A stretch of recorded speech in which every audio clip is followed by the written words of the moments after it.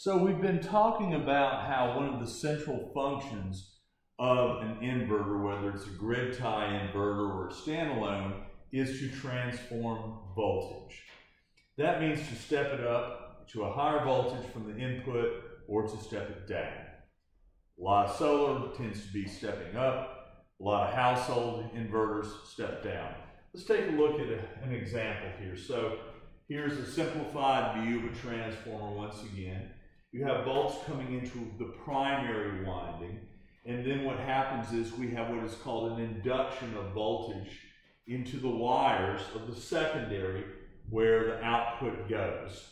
And we can take our input voltage and predict the output voltage by multiplying the input voltage times the ratio of the number of turns at the secondary over the number of turns in the wire at the primary.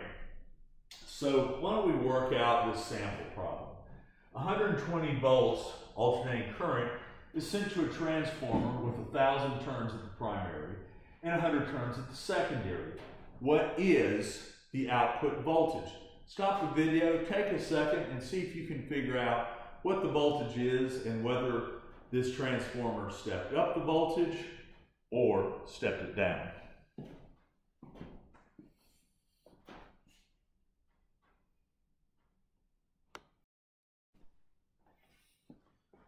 So let's see how we did.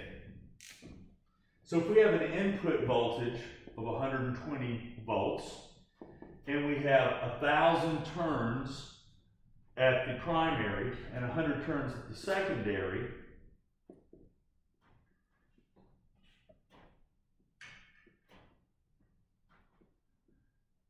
we obviously have a step-down ratio because our denominator is bigger than our numerator.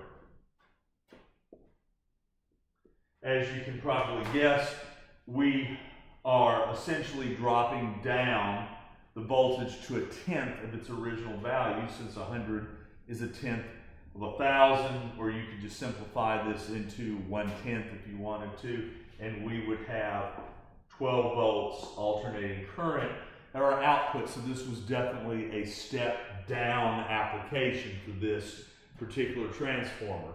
You probably have 2 or 3 wall wart adapters in your household for various things. They're stepping down household 120 volts AC.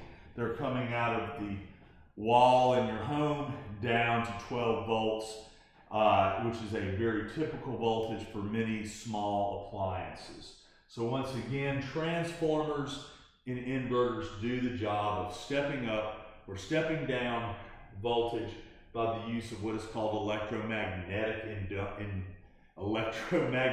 induction, where an electromagnetic field that we can't see is being put out by the primary windings and exciting electron flow in the wires of the secondary, with the final voltage being the ratio of the number of turns of the wire at the secondary divided by the number of turns at the primary. If there are more turns at the secondary, volts go up. If there's more turns at the primary, volts go down.